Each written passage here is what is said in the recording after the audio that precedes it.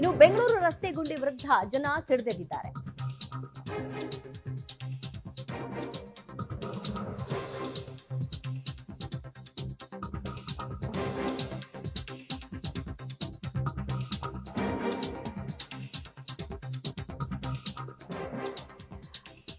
ಡಿಕೆಶಿ ಅವರೇ ಇತ್ತ ಒಮ್ಮೆ ನೋಡಿ ಅಂತ ಸೋಷಿಯಲ್ ಮೀಡಿಯಾದಲ್ಲಿ ಈಗ ಟ್ಯಾಗ್ ಮಾಡಲಾಗ್ತಾ ಇದೆ ಉದ್ಯಮಿಗಳಿಂದ. ಬೆಂಗಳೂರಿನ ರಸ್ತೆ ಗುಂಡಿಗಳ ವಿರುದ್ಧ ಸಿಡಿದೆದ್ದಿದ್ದಾರೆ. ದಿನದ ಅರ್ಧ ಭಾಗ ರಸ್ತೆಯಲ್ಲೇ ಕಳೆಯುವಂತಾಗ್ಬಿಟ್ಟಿದೆ ಅಂತ ಕಿಡಿಕಾರಿದ್ದಾರೆ.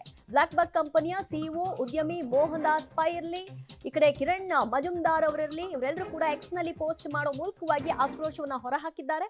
ಔಟರ್ ರಿಂಗ್ ರೋಡ್ ನಿಂದ ಹಿಡಿದು ಯಾವುದೇ ರಸ್ತೆಗಳನ್ನ ಗಮನಿಸಿ ಇದೇ ಕೆಟ್ಟ ಪರಿಸ್ಥಿತಿ ಅಂತ ಅವರು ಹೇಳ್ತಾ ಇದ್ದಾರೆ. ಬೆಳ್ಳಂದೂರು ಕಳೆದ 9 ವರ್ಷಗಳಿಂದ ನಮ್ಮ ಕಚೇರಿ ಪ್ಲಸ್ ಮನೆ ಆಗಿದೆ. ನನ್ನ ಸಹೋದ್ಯೋಗಿಗಳಿಗೆ ಸರಾಸರಿ ಪ್ರಯಾಣ 1.5+ ಗಂಟೆಗಳವರೆಗೆ, 1.5 ಗಂಟೆಗಳವರೆಗೆ ಅಂದ್ರೆ ಒಂದು ಮಾರ್ಗ. ಹೊಂಡಗಳು ಮತ್ತು ಧೂಳಿನಿಂದ ತುಂಬಿದ ರಸ್ತೆಗಳು, ಅವುಗಳನ್ನ ಸರಿಪಡಿಸುವ ಹೊಣೆಗಾರಿಕೆ ಕಾಣ್ತಾನೆ ಇಲ್ಲ. ಮುಂದಿನ 5 ವರ್ಷಗಳಲ್ಲಿ ಇವುಗಳಲ್ಲಿ ಯಾವುದೂ ಕೂಡ ಬದಲಾಗುವುದನ್ನ ನೋಡಿಲ್ಲ. ಈಗ ಇಲ್ಲಿ ಮುಂದುವರಿಯುವುದು ತುಂಬಾ ಕೂಡ ಕಷ್ಟವಾಗ್ತಾ ಇದೆ. ನಾವು ಹೊರ ಹೋಗಲು ನಿರ್ಧರಿಸಿದ್ದೀವಿ ಅಂತ ಹಾಕ್ತಾ ಇದ್ದಾರೆ ಪೋಸ್ಟ್ನ ರಾಜೇಶ್ ಅವರು, ಸಿಇಒ ಬ್ಲಾಕ್ ಬಗ್ ಅವರು.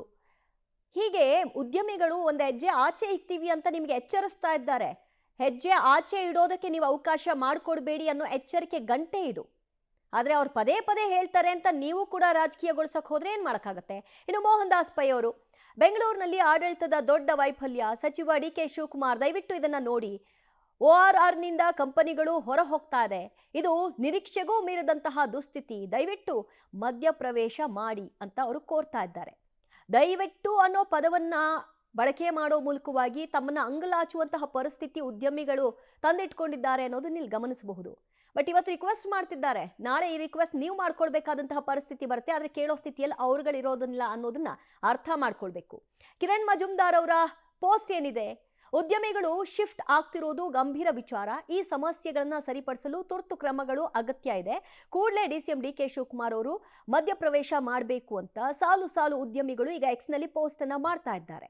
ಇದು ಮಾನ್ಯ ಡಿ ಕೆ ಶಿವಕುಮಾರ್ ಅವ್ರಿಗೆ ಟ್ಯಾಗ್ ಮಾಡೋ ಮೂಲಕವಾಗಿ ಅವರು ಪೋಸ್ಟ್ ಮಾಡ್ತಾ ಇದ್ದಾರೆ. ಅವ್ರ ಗಮನಕ್ಕೆ ಬಂದಿಲ್ಲ ಅಂತ ಹೇಳಿಕ್ಕಾಗಲ್ಲ.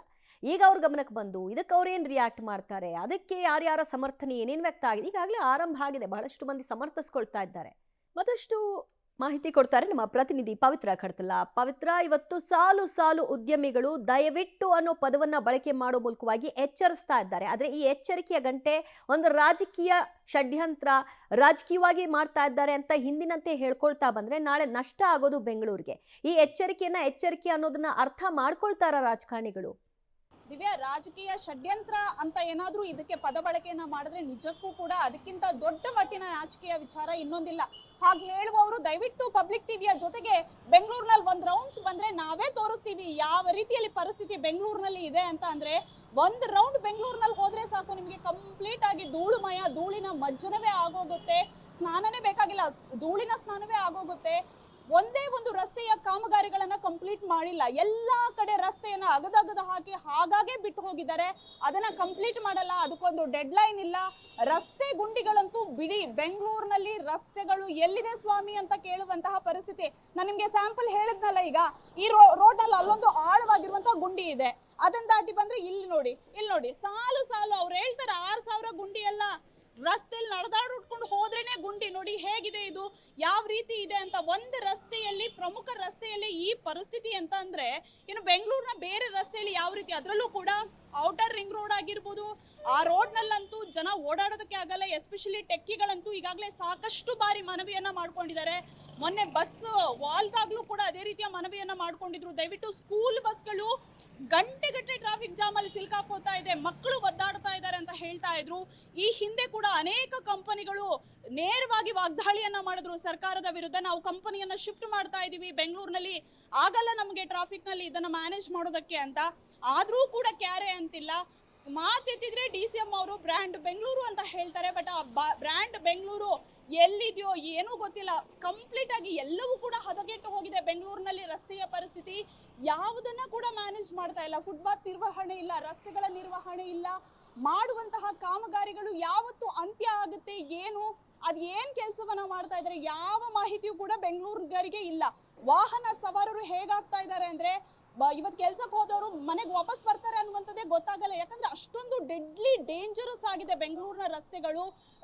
ರಸ್ತೆಯಲ್ಲಿ ಯಮನಿದ್ದಾನೆ ಅನ್ನುವಂತಹ ಪರಿಸ್ಥಿತಿಯಲ್ಲಿ ಬೆಂಗಳೂರಿಗರು ಬಂದಿದ್ದಾರೆ. ಸೊ ಹಾಗಾಗಿ ಇಡೀ ಬೆಂಗಳೂರಿನಲ್ಲಿ ಜನ ರೊಚ್ಚಿಗೆದ್ದು ಹೋಗಿದ್ದಾರೆ. ಇವರ ಈ ರೀತಿಯಲ್ಲಿ ಒಂದು ಕನಿಷ್ಠ ಪಕ್ಷ ಬೆಂಗಳೂರಿಗರು ಏನ್ ಕೇಳ್ತಾರೆ ದಿವ್ಯಾ, ಒಳ್ಳೆ ರೋಡನ್ನ ಕೊಡಿ, ಒಳ್ಳೆ ಫುಟ್ಪಾತ್ ಅನ್ನ ಕೊಡಿ, ಒಳ್ಳೆ ರಸ್ತೆ, ನಮ್ಗೆ ವಾಹನ ಸವಾರರಿಗೆ ಹೋಗೋದಕ್ಕೆ ಒಂದೊಳ್ಳೆ ರಸ್ತೆ, ಇದೆಲ್ಲವನ್ನ ಕೂಡ ಅಷ್ಟೇ ಬೆಂಗಳೂರಿಗರು ಕೇಳೋದು. ಕನಿಷ್ಠ ಮೂಲಭೂತ ಸೌಕರ್ಯವನ್ನ ಕೊಡೋದಕ್ಕೆ ಆಗಲ್ಲ ಅಂತ ಅಂದ್ರೆ ನಿಜಕ್ಕೂ ಕೂಡ ಇದು ನಾಚಿಕೆಗೇಡು. ಪ್ರತಿಯೊಬ್ರು ಕೇಳ್ತಾ ಇರುವಂತಹ ಪ್ರಶ್ನೆ ಅದೇ. ನಾವು ಟ್ಯಾಕ್ಸ್ ಕಟ್ತೀವಿ, ರೋಡ್ ಟ್ಯಾಕ್ಸ್ ಕಟ್ತೀವಿ, ಎಲ್ಲನೂ ಕಟ್ತೀವಿ. ಮೊನ್ನೆ ಮಕ್ಕಳು ಲೆಟರ್ ಬರ್ದಿದ್ರು, ಯಾರಿಗೆ? ಪ್ರಧಾನಿ ಅವರಿಗೆ ಲೆಟರ್ ಬರ್ದಿದ್ರು, ನಮ್ಮ ಅಪ್ಪ ಅಮ್ಮ ಟ್ಯಾಕ್ಸ್ ಕಟ್ತಾರೆ ಮೋದಿ ತಾತ, ಬಟ್ ನಮ್ಮ ಬೆಂಗಳೂರಿಗೆ ಯಾಕೆ ಈ ಕೆಟ್ಟ ರಸ್ತೆ ಅಂತ ಹೇಳ್ತಾ ಇದ್ದಾರೆ. ಎಲ್ಲಾ ರಾಜಕೀಯ ಪಕ್ಷಗಳು ಬಂದಾಗ್ಲೂ ಕೂಡ ಅಷ್ಟೇನೆ, ಬೆಂಗಳೂರಿನಲ್ಲಿ ಈ ವಿಚಾರದಲ್ಲಿ ಎಲ್ಲರೂ ಕೂಡ ನಿರ್ಲಕ್ಷ್ಯ ಮಾಡಿರೋರೇ ಇರೋದು. ಸೊ ಈಗಲೂ ಕೂಡ ಅದು ಆಡ್ ಆನ್ ಆಗ್ತಾ ಇದೆ. ಜನ ರೊಚ್ಚಿಗೆದ್ದು ಬೀದಿಗಿಳಿಯುವಂತಹ ಪರಿಸ್ಥಿತಿಯಲ್ಲಿ ಈಗ ಬಂದಿದ್ದಾರೆ. ಈಗಾಗಲೇ ಕಂಪನಿಗಳು ಎಚ್ಚರಿಕೆಯನ್ನ ಕೊಟ್ಟಿದೆ, ನೆರೆ ರಾಜ್ಯದವರು ಇದನ್ನ ಎನ್ಕ್ಯಾಶ್ ಮಾಡ್ಕೊಳ್ಳೋದಕ್ಕೆ ಕಾಯ್ತಾ ಇದ್ದಾರೆ. ಸೊ ಹಾಗಾಗಿ ಈಗ್ಲಾದ್ರೂ ಅಟ್ಲೀಸ್ಟ್ ಕಂಪ್ಲೀಟ್ ಹದಗೆಟ್ಟು ಹೋದ ಮೇಲಾದ್ರೂ ಎಚ್ಚೆತ್ತುಕೊಳ್ಳುತ್ತಾ ಏನು ಅನ್ನುವಂಥದ್ದು ನೋಡ್ಬೇಕು ದಿವ್ಯಾ. ಥ್ಯಾಂಕ್ ಯು ಪವಿತ್ರ ಕಡ್ತಲ ನಿಮ್ಮೆಲ್ಲ ಮಾಹಿತಿಗೆ.